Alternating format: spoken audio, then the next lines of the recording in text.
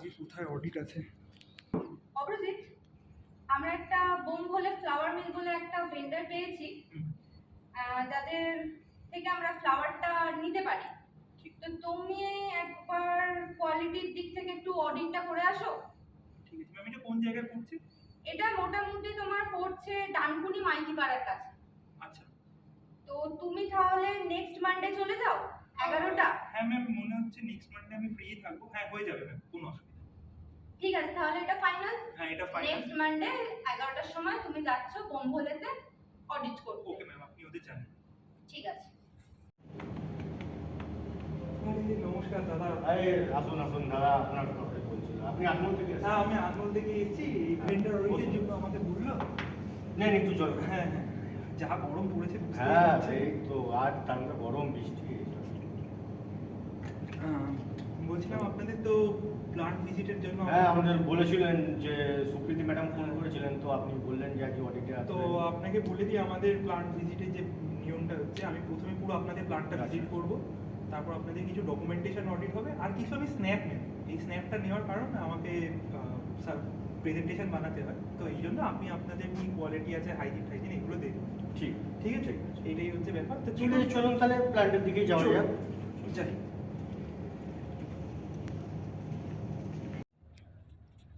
আপনার প্ল্যানটা তো দেখলাম, ভালোই লাগলো। আপনার তো ফুল অটোমেটিক সিস্টেম, একদম যেরকম হয় খুবই না ভালো। আমাদের প্ল্যান্ট হাইজিনও তো আপনি দেখলেন, প্ল্যান্ট হাইজিন কিরকম। হ্যাঁ, আপনাদের তো সব ঠিকঠাকই দেখলাম। এবার ঘটনাটা হচ্ছে আমাকে একটু ডকুমেন্টগুলো দেখতে হবে, যে আপনারা কি কি টেস্টিং করছেন না করছেন, সেই ফাইলগুলো যদি আপনি আমাকে দেখান। ঠিক ঠিক আছে, আমি দেখাচ্ছি। এগুলো আমাদের লাইসেন্সের ফাইল, আমাদের কিছু ডকুমেন্টস আছে। আচ্ছা ঠিক আছে, আপনি একবার চেক। আমি একবার দেখে নিই কি কি আপনারা ডকুমেন্ট মেনটেন করছেন, সেগুলো আমি একবার একটু দেখে নিই। ঠিক আছে। ঠিক আছে। আপনাদের লাইসেন্স গুলো তো দেখলাম, ডকুমেন্টেশনের মধ্যে লাইসেন্স তো আপনাদের এফএসএস এর ওকেই আছে। এছাড়াও আমি যে ল্যাবের ডকুমেন্ট গুলো দেখছিলাম, তার মধ্যে এসবি, সিসিএল4, ময়েশ্চার, এগুলো মোটামুটি ঠিকই আছে। কিন্তু আমি আপনাদের ওই অ্যালকোহলিক অ্যাসিডিটি আর জার্মাল ইনডেক্স যে দুটো রয়েছে আমাদের প্যারামিটার, সেগুলো তো কোথাও দেখলাম। আচ্ছা এগুলো কি করতেই হয়? এগুলো কি ম্যান্ডেটরি? হ্যাঁ, এগুলো তো ম্যান্ডেটরি, কারণ এগুলোর উপর আমার ময়দার শেলফ লাইফ ডিপেন্ড করছে, জার্মালের উপর প্রোডাক্টের শেলফ লাইফ ডিপেন্ড করবে। এগুলো তো আপনাদের দেখতেই হবে। এছাড়াও যে থার্ড পার্টি টেস্ট রিপোর্টগুলো আছে, সেগুলো তো আমি দেখতে পেলাম। আচ্ছা, থার্ড পার্টি?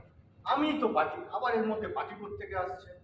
থার্ড পার্টি মানে ওই পার্টি নয়, আমি আপনার কাছ থেকে ময়দাটা নিচ্ছি, তার একটা টেস্টিং রিপোর্ট হয়, সেই টেস্টিং রিপোর্টগুলো আমাকে দিতে হবে, যেগুলো আপনাদের ল্যাবে হবে না। এই তো আপনার ইনস্ট্রুমেন্ট। ও আচ্ছা, থার্ড পার্টি টেস্টিং, সেটা বলবেন তো। আমি ভাবছি যে আপনি বলছেন হঠাৎ করে। আরে দাদা, আপনি এইভাবে বললে হবে? আপনি হঠাৎ করে না না, আমি ভাবছি আমি তো পার্টি, আমার তো আর কেউ নেই।